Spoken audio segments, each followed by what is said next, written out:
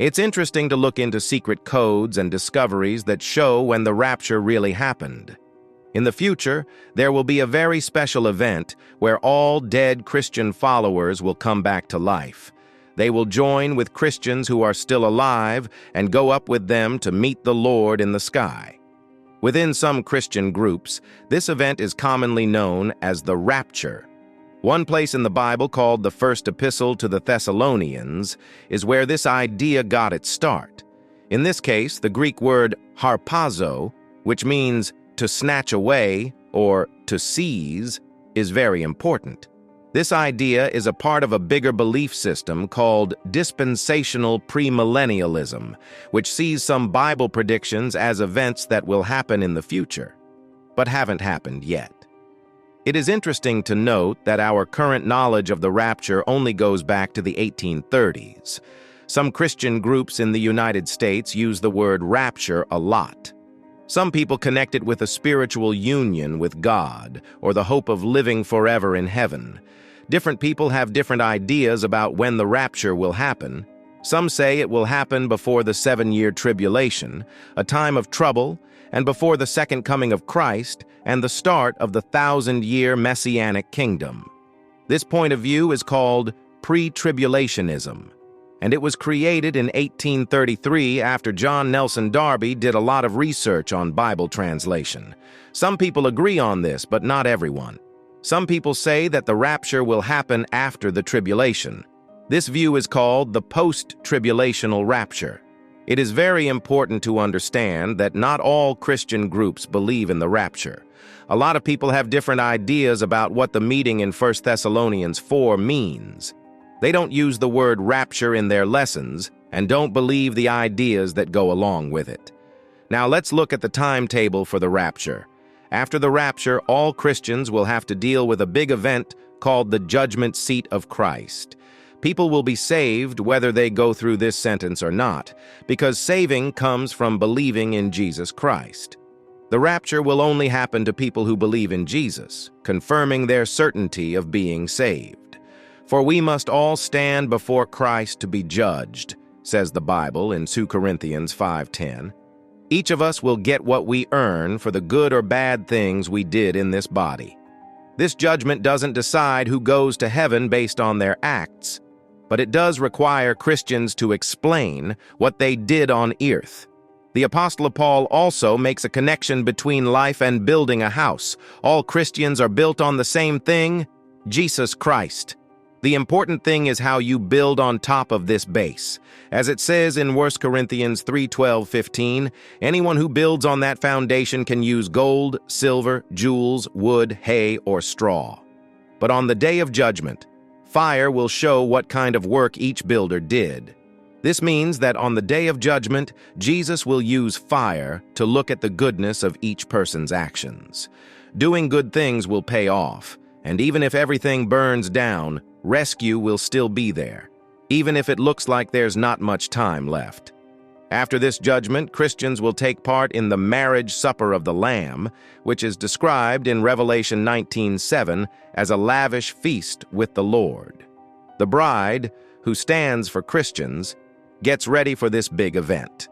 There are still disagreements about when this gathering should happen. Some say it happens during the tribulation, which is a time of chaos on earth. But later, strong proof will be shown to pinpoint exactly when this party takes place. Our world will go through the suffering, a 7-year period of struggle, while we enjoy this feast. We will still celebrate with the Lord in heaven, though. The suffering is split into 2 separate parts, with the second part being much worse. At first, people might think, things could not get any worse. First, the Antichrist is revealed at the start of the suffering. He offers peace around the world. A lot of people will believe this claim because they hope things will get better. This fake peace will not last long, which is a shame. Suddenly, the world loses its peace. People stop being kind, countries start fighting, and family ties break. The level of bloodshed is higher than what is sometimes seen today, hitting levels that have never been seen before. Violence spreads all over the world. Also, there is a world food shortage that affects every country. Imagine working non-stop just to buy a loaf of bread. To make things even worse, animals start attacking people. If you don't take the mark of the beast, you could die. About a quarter of the world's population dies in the first half of the tribulation because of war, hunger, and attacks by wild animals. It is important to stress that this is just the beginning. The next part of the suffering is the middle part, which is marked by the abomination of desolation. During this scary event, the Antichrist takes over the temple in Jerusalem, which is a holy place where people go to worship God. The same thing could happen in a temple. In this holy place, the Antichrist puts up a statue of the beast. This event marks the start of the second, worst part of the tribulation, which is called the Great Tribulation. This phase lasts for 3.5 years and is marked by unimaginable hardship. As the end gets closer, strange things start to happen. A third of the world's plants catch fire, a third of the world's sea life dies, and a third of the world's drinkable water becomes poisonous. Imagine that a third of the day is always dark and doesn't get any sunshine. Also, a deep pit opens, letting out strange creatures that look like locusts. These creatures aren't like other insects.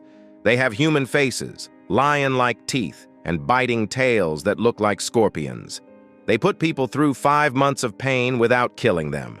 People will want to be held by death, but it will escape them. Following this suffering, 4 angels will kill a third of people on earth. At the end, 7 quick plagues happen. People who have taken the mark of the beast will have terrible wounds. Ocean life dies, water turns into blood, the sun burns, and people go through unbearable pain. People who got the mark will be in terrible pain, and world leaders will gather for a huge war called Armageddon. Lastly, the whole world will be destroyed by an earthquake that has never been seen before. Cities will disappear, islands will break up, and mountains will fall apart. Imagine hailstones that are as heavy as 75 pounds falling from the sky. Some predictions say that the event won't matter because of the rapture that happens after the suffering. Some people wonder if there really needs to be a rapture if God can protect the church during the suffering. They point to Genesis and say that God protected Israel during the plagues. They think about why there needs to be a rapture if those who are already safe are brought back. Also, who will live in the millennial kingdom if all Christians in the tribulation go to heaven in the rapture? The Bible talks about the punishment and removal of doubters, but it also talks about Christians having children during that time.